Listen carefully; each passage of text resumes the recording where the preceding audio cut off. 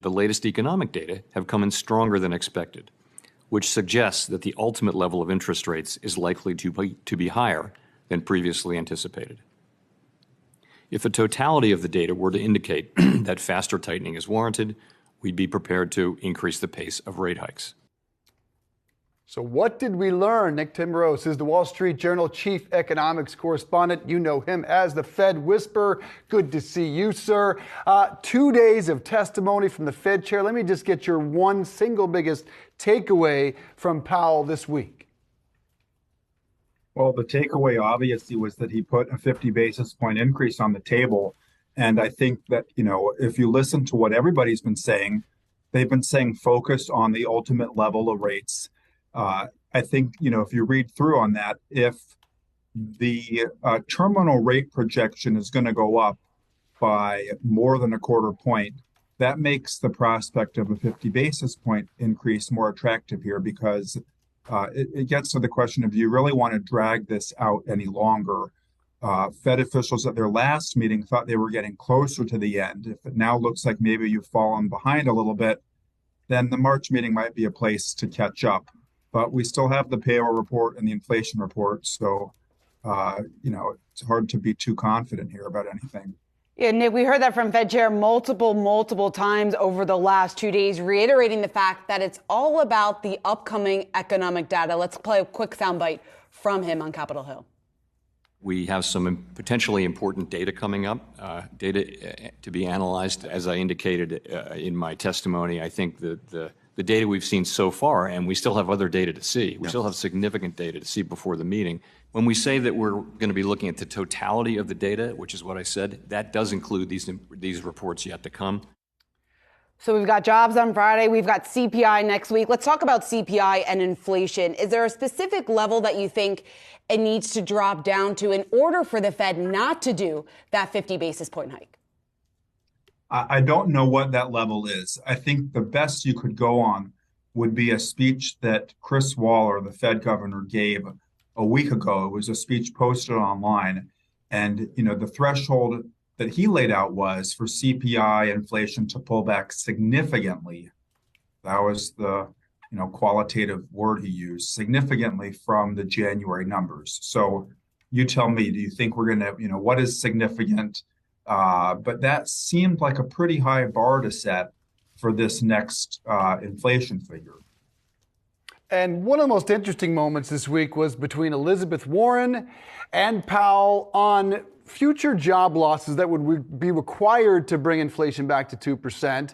Listen to this interaction. I want to get your reaction.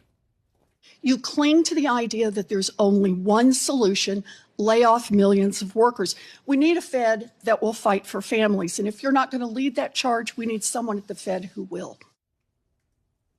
So I don't know how much play that got in the nation's capital.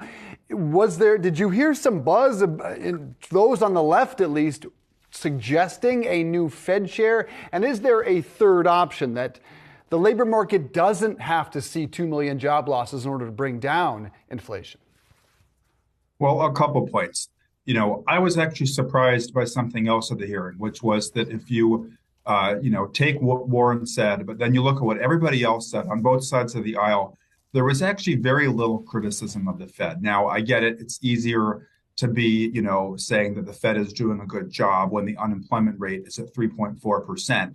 But you actually didn't hear a lot of Democrats saying, whoa there, hold on, you're going to cause a recession. Next year's an election year.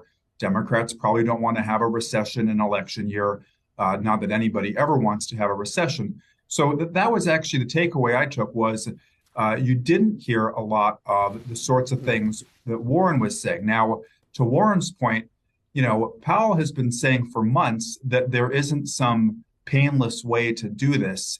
And, Warren didn't really get into her view about how to bring inflation down.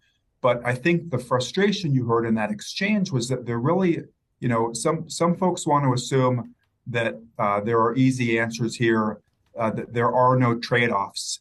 And the Fed just isn't going to be in a place where they can, as Powell said there, do we just accept 5 or 6% inflation in that case? So I think the onus here is for policymakers to say, well, if we're not going to bring inflation down, here's the higher level of inflation we could accept.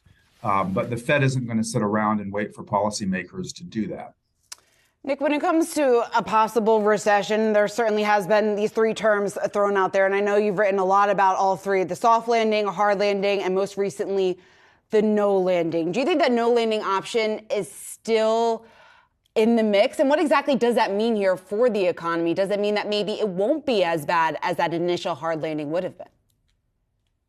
A no landing is just a delayed landing, because the Fed is saying they want to get growth to slow down. That's how they think they're going to bring inflation down. They need to see demand to slow down. So if it looks like the plane is, reaccelerating here and isn't going to touch the landing strip, then they're just going to throttle the economy back even more with interest rate increases to bring the plane down. And so to me, a no landing scenario isn't really an option for the Fed. A no landing is a delayed landing, and then you can have the debate over whether it's soft or hard. But the longer that inflation stays high, the greater the difficulty here is we're going to see for the Fed. I think that's probably what came through in the testimony this week. Indeed, all planes must land at some point. What do you believe the terminal rate will be, and when do you think Powell will get inflation back down anywhere near his target of 2%? I am not in the prediction business. I don't forecast. I don't have to. My job is to make sense of what other people are saying. And, you hear a range of views now about the terminal rate. If you just go back to the last Fed meeting, there was maybe more consensus that it was somewhere between, say, the high fours and the low fives. And obviously now you've seen the distribution widen out a lot in the market pricing. And the prospect of a no landing, I think, has made people think harder about whether the Fed's going to have to do more. So there is more uncertainty now than there was a few weeks ago about where the terminal rate might be. Nick, you're reporting this week saying that Janice Eberly is a leading candidate for Fed vice chair. If she does, in fact, get that position, how do you see her shaping future Fed policy? Well, she's very mainstream. I would say probably a centrist economist, not going to be, a huge change, though perhaps at the margins, we'll see. I think the two things that are significant about whoever becomes the next vice chair, one is that, Jay Powell's term is up in 3 years.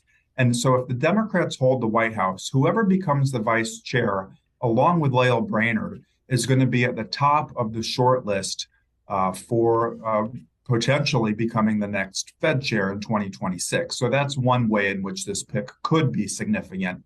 And then remember, the Fed has said they're going to do another review of their policy setting framework. They finished the last one in 2020.